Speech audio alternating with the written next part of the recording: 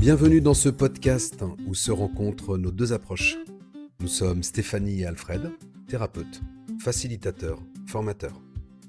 Avec deux regards, nous proposons des dialogues variés pour explorer tous les visages du cheminement personnel et de la psychologie au quotidien. À travers des échanges vivants et bienveillants, nous partageons des outils issus de nos différents cursus pour éclairer les chemins de transformation de l'individu à la famille. Ensemble, nous décodons les mécanismes intérieurs, démêlons les héritages et proposons des perspectives nouvelles, toujours avec le désir d'accompagner chacun dans son évolution personnelle. Alors rejoignez-nous pour une aventure au cœur de l'humain, où l'échange et la transmission sont les moteurs de la croissance et du mieux-être.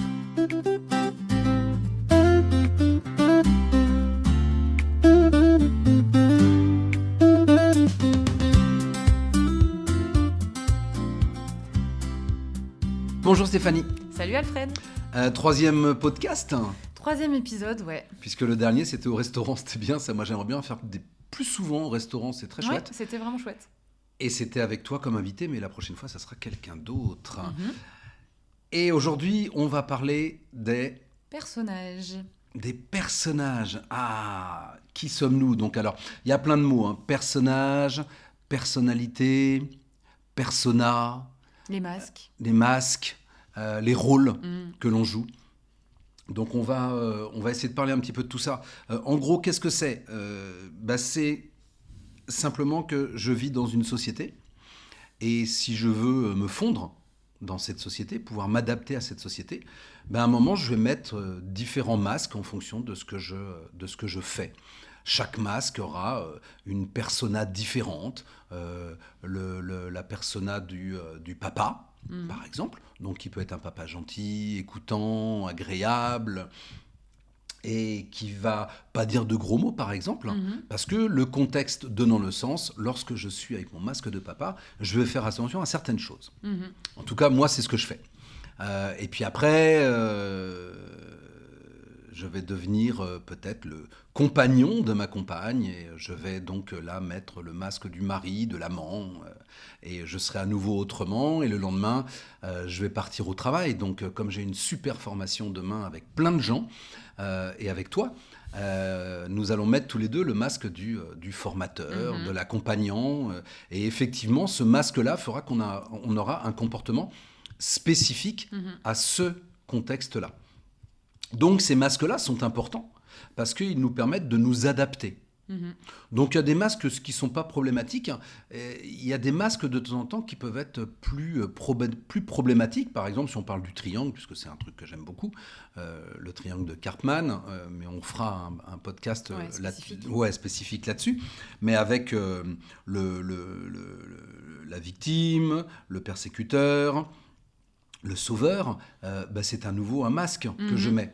Ouais. Mais celui-là risque peut-être d'être un petit peu plus problématique parce que, en fait, ce ne sont que des masques, ce ne sont que des personas et nous sommes censés pouvoir en changer régulièrement.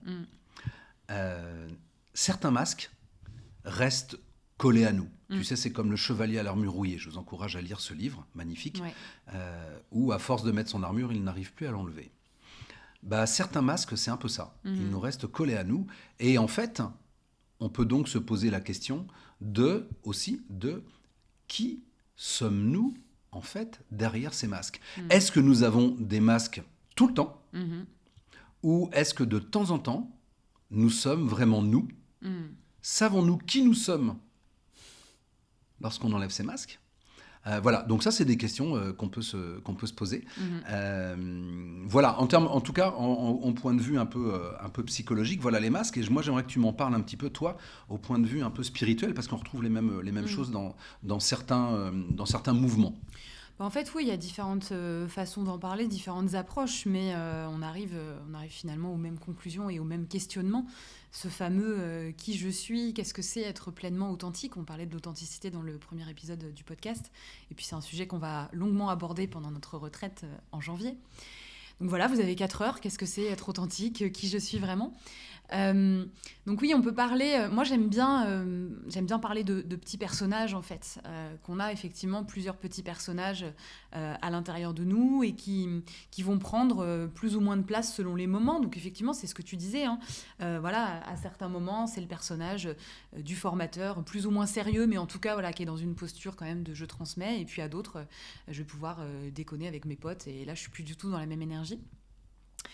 Et je dirais en fait le problème entre guillemets, qui n'est pas forcément un problème, mais ce qu'on peut observer, c'est pas tant le fait d'avoir plusieurs personnages et de passer d'un personnage à l'autre, c'est plutôt comme tu disais quand il y a un ou plusieurs personnages auxquels on va s'identifier tellement qu'on n'arrive plus à enlever le masque et que en plus finalement c'est pas quelque chose qui nous épanouit, c'est-à-dire que quand à certains moments on va se sentir obligé de mettre ce masque-là ou d'utiliser ce personnage-là et où finalement ça nous rend même pas heureux quoi, parce que on le fait soit pour plaire aux autres, soit pour s'adapter à un environnement particulier, en tout cas parce qu'il y a un besoin derrière ou que ça répond à une valeur peut-être aussi, ou pour être aimé ou des situations comme ça. Par exemple, voilà, peut-être que quand on était au lycée et que tous nos potes étaient en train de fumer à la sortie des cours, on s'est dit que ça pourrait être chouette de se mettre aussi à fumer pour être inclus dans le groupe, pour passer du temps avec eux, parce que comme ça on a l'air cool et puis ça plaît peut-être aux filles, etc. Alors qu'en fait la cigarette on trouve ça dégueu et qu'en vrai on n'aurait pas envie de fumer quoi. Donc je dirais à ce moment-là en fait que ce type de masque et de personnage ça peut nous poser problème quand en fait c'est à la fois quelque chose qui nous épanouit pas, qui ne satisfait pas profondément en fait nos valeurs, nos besoins.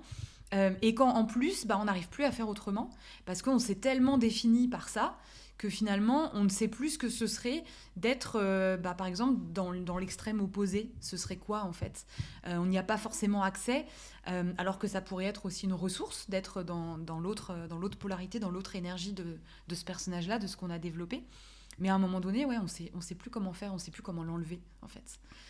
C'est ça le problème, effectivement, c'est pas le fait d'avoir un personnage qui est problématique, c'est le fait de s'y identifier. C'est ça. Complètement. Parce que le personnage, on pourrait se dire, voilà, on est... Alors voilà, tu disais, effectivement, tu parlais de certains mouvements spirituels. On peut voir les choses comme ça, comme le fait que on est une âme, du coup, dans un corps physique. Et dans ce corps physique, incarné dans la matière sur Terre, dans la 3D, avec des choses de la vie concrètes, etc., on va avoir besoin de ce personnage ou de ces personnages pour fonctionner. Donc, le ou les personnages en soi ne sont pas le problème parce qu'on est incarné et qu'on ne vit pas dans un monde éthéré. En tout cas, a priori, on est quand même incarné sur Terre, donc c'est quand même mieux d'être pleinement présent à ça. Donc on va se servir de ces personnages, de ces masques, de ces costumes, peu importe comment on les appelle. Et vraiment, ce qui peut poser souci, c'est quand on oublie en fait qu'on n'est pas que ça. C'est ça, quand on oublie les autres dimensions de notre être, de ce qu'on est, notamment donc, cette dimension de l'âme. Alors voilà, selon aussi les croyances de chacun, ce qui nous parle. Évidemment, ici, l'idée, c'est pas d'imposer une vérité ou des croyances, mais c'est plutôt de vous partager aussi voilà, ce qui nous parle à nous et ce qu'on entend aussi et qu'on a envie de vous transmettre, de partager avec vous. Mais voilà, cette idée que oui, on est aussi cette âme et puis que cette âme, elle est aussi reliée à quelque chose de plus grand qu'on peut appeler la source, voilà, Dieu, le divin, peu importe, la lumière, voilà, peu importe comment on l'appelle, mais en tout cas quelque chose aussi de plus grand et qui cohabite aussi finalement à l'intérieur de nous. Donc finalement, dire qui je suis, ce serait d'avoir conscience de ces trois parties-là et de se dire que le ou les personnages que je joue au quotidien, les masques que je mets, sont présents, mais ils ne sont qu'une infime partie de ce que je suis réellement, en fait. Et tant que je garde ça à l'esprit et que quelque part je peux m'amuser aussi avec ces personnages, les observer, les voir évoluer, etc., je vis la vie finalement comme un jeu qui m'est proposé. Mais j'oublie pas les autres dimensions de mon être. Je me coupe pas de tout ça. Ça peut permettre de prendre aussi une petite distance sur oui, mon personnage comme ça a un problème, mais c'est mon personnage qui a un problème. C'est ça. En vrai, mon âme n'a pas ce problème-là. Exactement. Alors oui, les gens vont me dire, bah oui, mais enfin on est sur Terre, on a quand même des problèmes, on a des problèmes. Oui. Maintenant, ce que j'explique, ça ne veut pas dire oublier le problème, ça veut juste dire prendre du recul par rapport au problème et par rapport au fait que, ok, mon personnage là, il a un problème. je vais sûrement l'aider, je vais faire des choses, mais je ne suis pas ce personnage. Vraiment, c'est ça, la vraie problématique, c'est quand je crois que je suis mon personnage, que je me suis identifié à mon personnage et rien d'autre. Alors que des personnages, on en a plein. Et prenez-les vraiment comme des... moi, j'aime beaucoup la commedia dell'arte pour ça. C'est on a des masques et en fait, dans la commedia dell'arte, on change de masque. On joue avec ça. On joue avec le fait de changer de masque. Donc... changeons de masque quand on a besoin.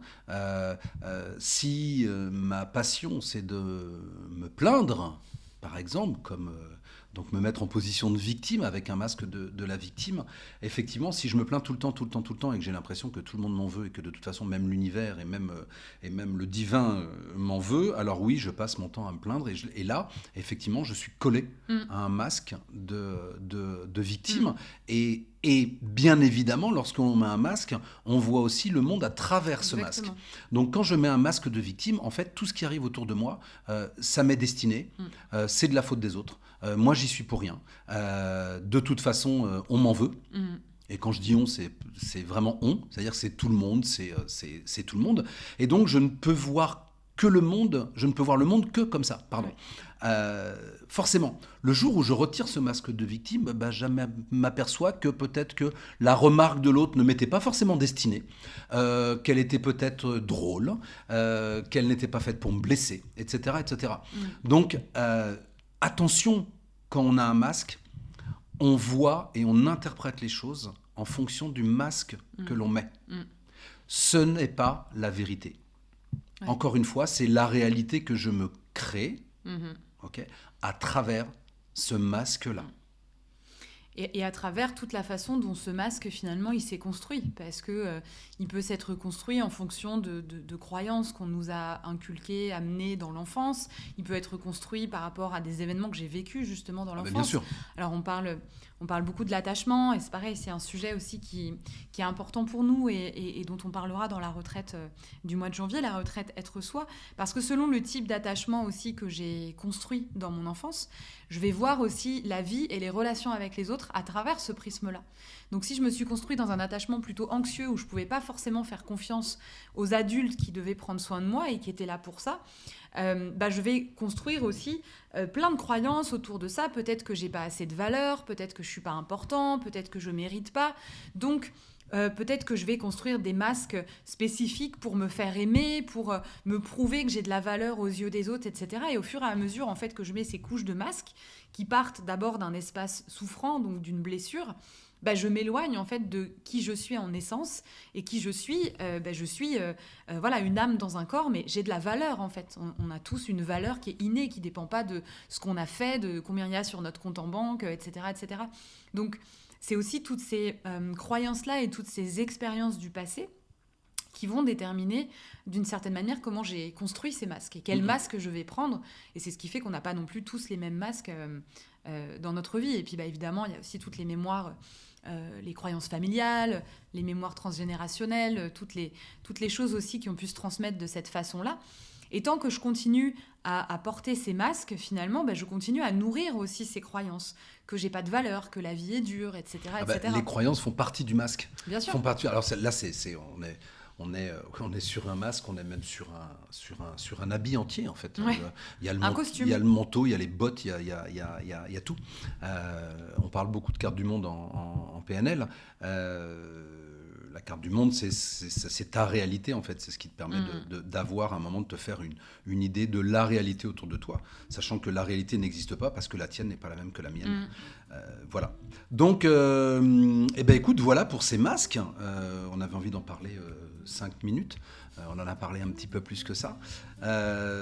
Donc, quels sont vos masques ? N'hésitez pas à nous le dire aussi dans les commentaires. Parlez-nous de vos masques. Est-ce que vous avez l'impression d'avoir quelque chose, de remarquer une certaine personnalité, une certaine persona qui se dégage plus de vos comportements qui va s'activer à certains moments avec certaines personnes. Tout à fait.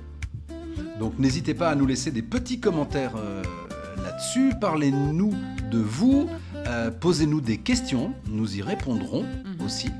Voilà, et puis on vous embrasse tous et toutes, bien sûr. Et on vous dit à bientôt pour le prochain podcast, Prochain en fait. épisode. Ouais. Voilà. À Salut bientôt. Stéphanie. Salut.